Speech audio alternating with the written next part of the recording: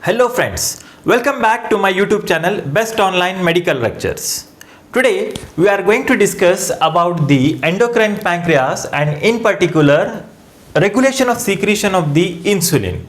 So in the last two lectures of endocrine pancreas, we have studied in detail about the structure of the islets of Langerhans, various cells of the islets of Langerhans and the hormones secreted by the islets of Langerhans, and the structure of insulin, its synthesis and its secretion. Now we are going to study about the regulation of secretion. Regulation of secretion means control of secretion. How this insulin hormone from the beta cell of islets of Langerhans, it is secreted. That is, what are the factors that will stimulate the release and what are the factors that will inhibit the release of the insulin. Okay, so for that I'm going to draw a diagram of a beta cell. Consider this as a beta cell of the islets of Langerhans.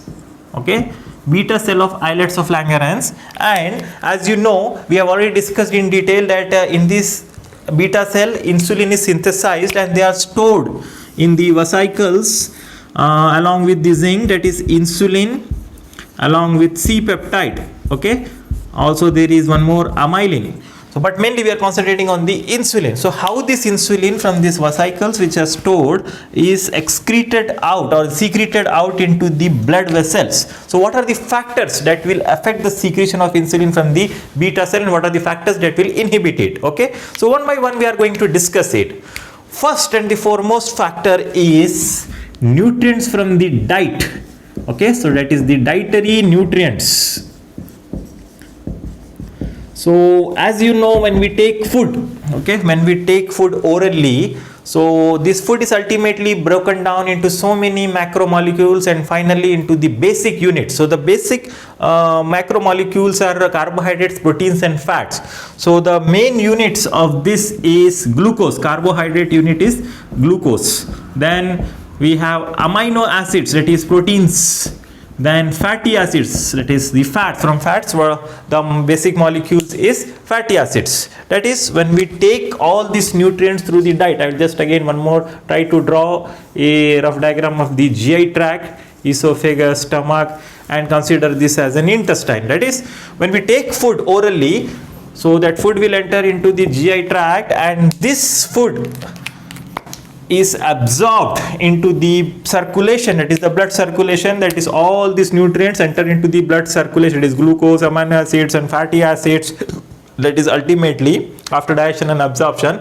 So this, through the circulation, this reaches the beta cell, glucose, amino acids or fatty acids or even the ketone bodies, that will also stimulate the release of the insulin from the beta cell.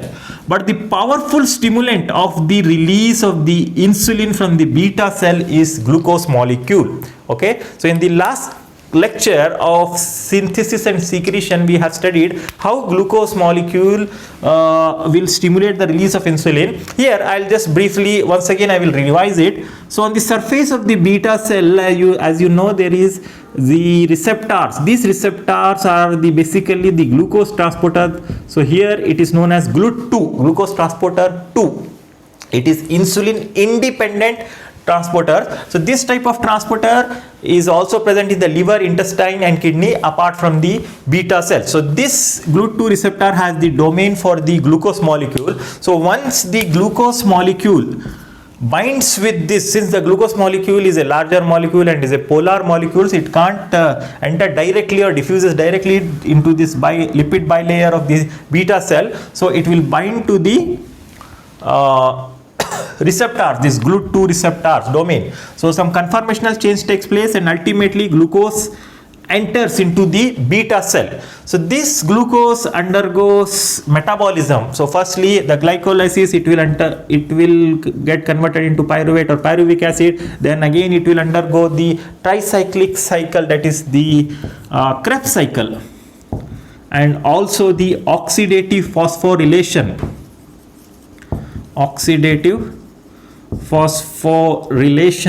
So ultimately, because of all this metabolism, what is formed is ATP. That is, from the ADP ATP is formed. That is, once the glucose enters the cell, it undergoes the metabolism. So this metabolism, ultimately ATP is formed, and on the surface of this beta cell there are certain ion channels. One such ion channel is potassium. So here this potassium, there is a door or opening at the inside, and also there is one more ion channel, that is the calcium ion channel. Calcium. Okay, so at the resting condition,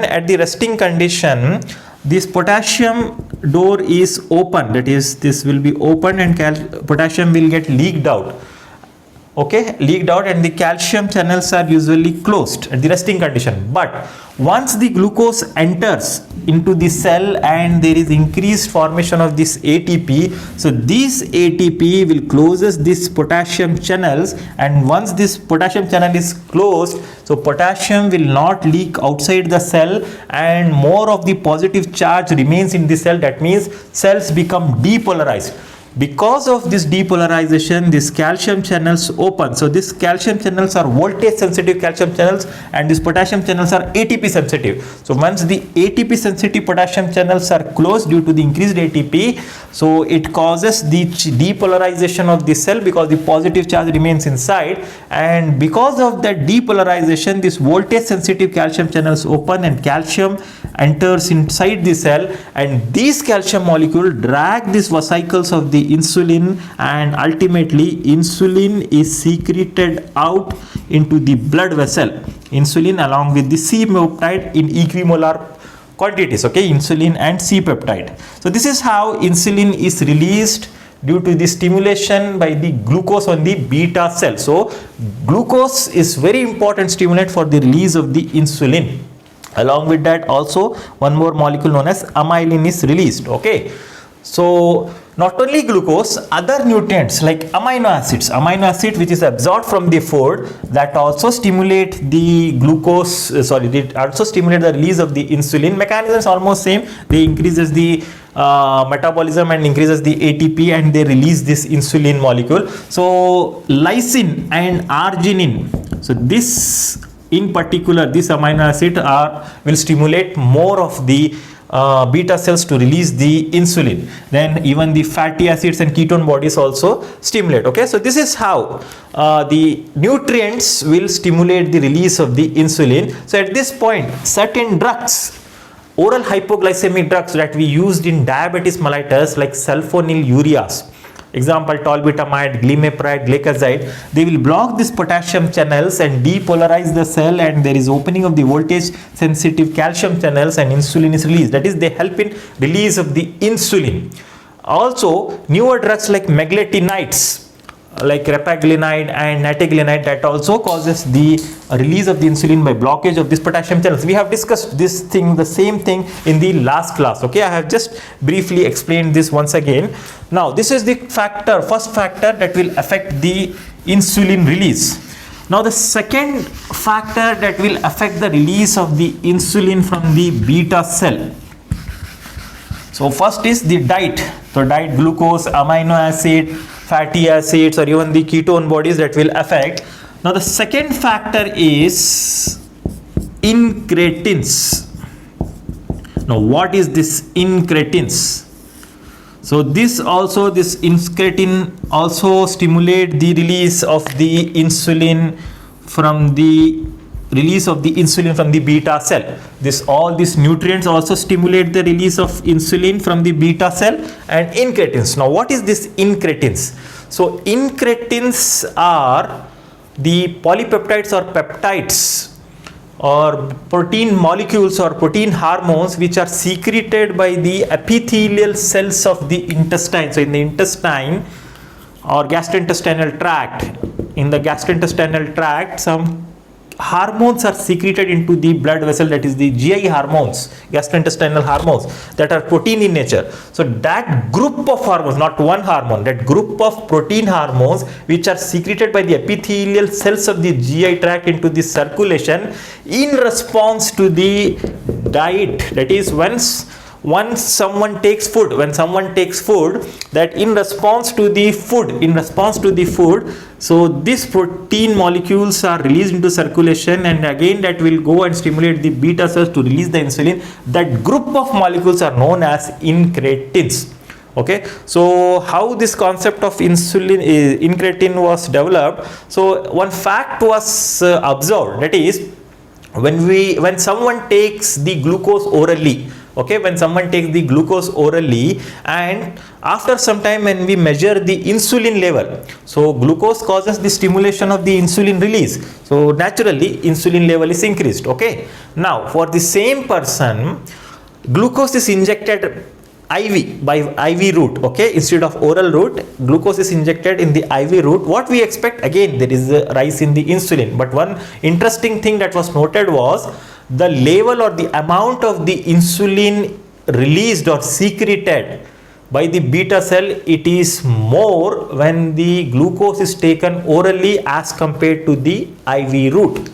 So that means there are certain additional factors that will affect the secretion of the insulin when the glucose is taken orally. That is, when we take orally glucose, that glucose will directly stimulate the insulin release, but apart from that there are other group of hormones that will also stimulate the insulin, that are known as incretins. So basically they are natural anti-diabetic hormones which are secreted by our GI tract epithelial cells, protein molecules or protein hormones, that will reduces the blood glucose level by secreting the insulin release. Okay, so what are the functions of this incretin molecules or incretin hormones? So as we have discussed, the functions is, first function is it will increases the insulin release, then it will decreases the glucagon level or the glucagon release. So as you know, glucagon will causes the increase in the blood sugar level. Okay, so when we take the food, so these incretin molecules are in response to the food, it will not release in general in a more quantity when there is no food. So when in response to the food, these molecules are secreted. So when we take food, already there are so many nutrients, so we don't need glucagon to increase the blood glucose or the other nutrients. Okay, so that's why it will decreases the glucagon level. Then thirdly, this incretin molecule will causes the or decreases the gastric motility. So why it will reduces the motility of the gastric, that is the stomach, because once the food is taken, for the proper absorption of the nutrients, it will reduces the movements, okay, so that the food is properly mixed. So this is one of the another function. Then finally it will also act on the hypothalamus, that is on the brain, to increases the satiety center, that is it will stimulate the satiety center of the brain. So it will stimulate the satiety center of the brain, that is, now enough of food is taken, so you will feel that a feeling of satiety. Okay, so these are the functions of the incretin hormones. So now what are these incretin hormones? As I said, these are the group of hormones. There are many such hormones. So I'll just try to highlight the important incretin hormones. One is glucagon like peptide 1 or GLP-1. Another one is important is gastric inhibitory peptide. Okay, these are the very important incretin hormones. So also this other GI hormones like secretin, cholecystokinin, or even gastrin. So these all hormones are comes under the group of incretins. Okay, so but this one is important, glucagon like peptide 1 and gastric inhibitory peptide. Okay, so they will stimulate the release of the insulin from the beta cell. Okay, but there is a problem with that. These hormones, incretin hormones, especially this GLP-1 and all, so they get inhibited by one very important enzyme known as DPP4, dipeptidase 4, DPP4. Okay, so this enzyme dipeptidase 4 will digest this protein hormones and it will destroy it. So that's why the action is not for a longer time. So pharmacologically, many drugs have been derived. One such drug is exenatide. So this is an incretin mimetic molecule. Okay, incretin mimetic molecule. So it will act on the receptors of GLP-1. So it is almost similar chemically structured to this hormone. So it is hormone like GLP-1, glucagon like peptide 1. So it is an agonist of this GLP-1, so it will act on the receptors on the beta cell of the GLP-1 and causes the release of the insulin. And advantage is it is not easily digested by this enzyme. Okay, it is not easily destroyed by this enzyme, dipeptidyl phosphatidase 4 enzyme. Okay, so this is one of the example. Another one, another very common drug nowadays what we use in the management of type 2 diabetes mellitus is gliptins like sitagliptin and all. So they are DPP4 inhibitors. That is, they will inhibit this enzyme, dipeptidyl peptidase 4 enzyme, and because of this inhibition of this, there is less destruction of these incretin molecules, and these incretin molecules will causes more release of insulin. Examples of that inhibitors are sitagliptin, tenagliptin, vildagliptin, sexagliptin. Okay, so many drugs we use. So this will act by inhibiting this enzyme. Okay, so this is the clinical significance of this molecules. So ultimately, the second factor that will stimulate the release of the insulin apart from the dietary nutrients, it is the incretin molecules. Okay, so till now we have discussed the two factors that will stimulate the release of the insulin from the beta cell. Now the third factor is other hormones. Other hormones also stimulate the release of insulin. So one more is glucagon. Glucagon is a hormone again secreted by the endocrine pancreas islets only, that is from the alpha cells. Insulin is secreted from the beta cells. So this glucagon also stimulate the release of the insulin from the beta cell. Okay, also it will stimulate the release of the insulin from the beta cell. How it will act? So it will act on the receptors on the cell membrane. It will act on the receptors of the cell membrane, that is the G protein coupled receptors. So there is a activation of the G stimulatory protein, which ultimately it will stimulate the adenylyl cyclase enzyme. Okay, so this adenylyl cyclase enzyme will causes the conversion of ATP to cyclic AMP. So there is increased level of the cyclic AMP. So this cyclic AMP will stimulate the release of the insulin. So this is the mechanism of action. So any factor that will increases the cyclic AMP level will causes the release of the insulin. Okay, so this is the third factor, that is the glucagon also causes the release of the insulin. So not only glucagon, other hormones like growth hormone or even the glucocorticoids like cortisol, so they will also release the insulin molecule, or they will stimulate the insulin secretion. Okay, they will causes the hyperglycemia, and in response to the hyperglycemia there is increased release of insulin. But in conditions when there is excess of insulin stimulation by the beta cell like glucagonoma or these other cells increase the secretion, what happens is the beta cell gets exhausted. So and it leads to the decreased secretion. Finally it will lead to this diabetes, because secondary causes of increased secretion of this particular hormone, but basically they will increase it. Okay, so that is the third factor. Now fourth factor that will affect the insulin release is autonomic nervous system. Autonomic nervous system, that is ANS. So as you know, in the autonomic nervous system there are two divisions. One is sympathetic nervous system, another one is parasympathetic nervous system. Okay, so this parasympathetic nervous system, it is through the vagus nerve, and it will act on the receptors here, receptors on the beta cell, and the neurotransmitter here is acetylcholine, and this again acetylcholine this will again stimulate the release of the insulin from the beta cell, that is the parasympathetic nervous system. Whenever it is activated, again it will causes the release of the insulin release. Now this one sympathetic nervous system through the alpha 2 adrenergic receptors. So the neurotransmitter is either norepinephrine or epinephrine. So the sympathetic nervous system through the alpha 2 adrenergic receptors on the beta cell. Okay, so actually it will inhibit the insulin release. Till now what we have discussed, all these factors causes stimulation of the insulin release. So one of the factor now what we have encountered is sympathetic nervous system.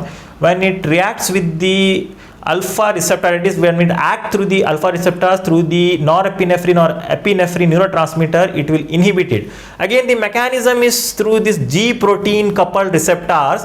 So this G protein causes the stimulation of G inhibitory protein. So this G inhibitory protein again act through this adenyl cyclase enzyme, and it will causes inhibition of this adenyl cyclase enzyme. Due to the inhibition of this adenyl cyclase enzyme, there is decrease in the formation of cyclic AMP.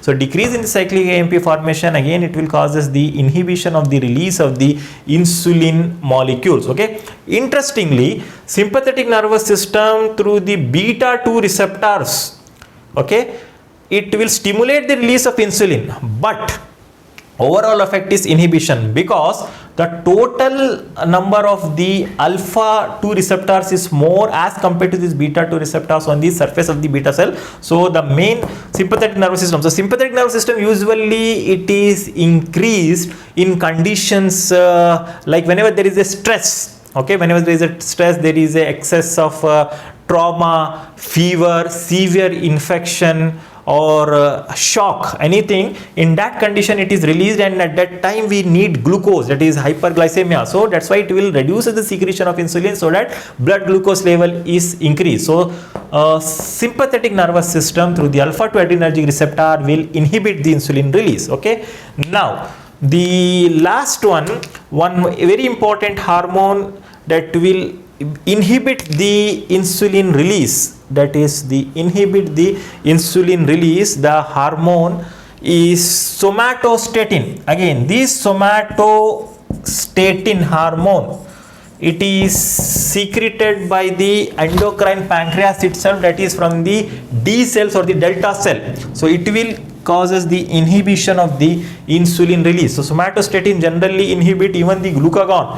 It will inhibit these other GI hormones also. So in general it is an inhibitory hormone, somatostatin, which is secreted from the D cells of the pancreas islet cell. So it will inhibit. So these are the factors. So generally dietary nutrients, incretin, glucagon and parasympathetic nervous system will stimulate the release of insulin, whereas the sympathetic nervous system and somatostatin will inhibit the insulin release. So this is how the insulin secretion is controlled, that is factors that will stimulate and factors that will inhibit. Of course, the most important factor is the glucose. Increase in the blood glucose level will causes the insulin release, whereas decrease in the blood glucose level will causes the decrease in the insulin release. Okay, so these are the factors.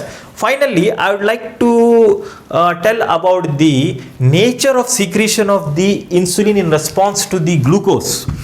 Okay, so in response to whenever there is a glucose entry into the blood circulation, definitely it will stimulate this and the insulin is released. But I want to explain it graphically. That is the one axis, that is the time duration, and here it is the insulin release. So as soon as the glucose enters, so immediately within 1 minute it will reaches to the peak, and within after 5 to 10 minutes it will try to come down, and again it will be increased. So this type of release of the insulin, it is known as biphasic insulin release. That is, initially there is increased one peak and second peak will takes place afterwards. So why such things happen is for the release of insulin, why it is biphasic is, so initially there is a high level of the insulin because of the preformed insulin which is already stored in the vesicles. So already which are synthesized and stored in the vesicles, that insulins are released in response to the glucose. So insulin level will be high in the blood. Okay, but after some time this will get exhausted and this new insulin which is gets synthesized. So new new insulin will get synthesized, and slowly again it will, that is the cause of this second peak, new insulin and the remaining stored insulin. Okay, so until the blood glucose level comes to the normal, it will, the insulin level will be high. So this is the biphasic release of the insulin. So today we have discussed about the regulation of secretion, factors that will stimulate and inhibit the insulin release. So in the next video, we are going to discuss about the mechanism of action of insulin and also the functions of the insulin. So I request all, so please subscribe our channel Best Online Medical Lectures, and also like and share with your friends so that it will motivate us to make more such medical videos, and we'll try to make the medical videos from all the subjects of the MBBS, and we'll try to make it more easy. And we request you to please comment and give us feedback what else we can try to improve in our next videos for the better teaching and the learning things. Okay, take care. Thank you.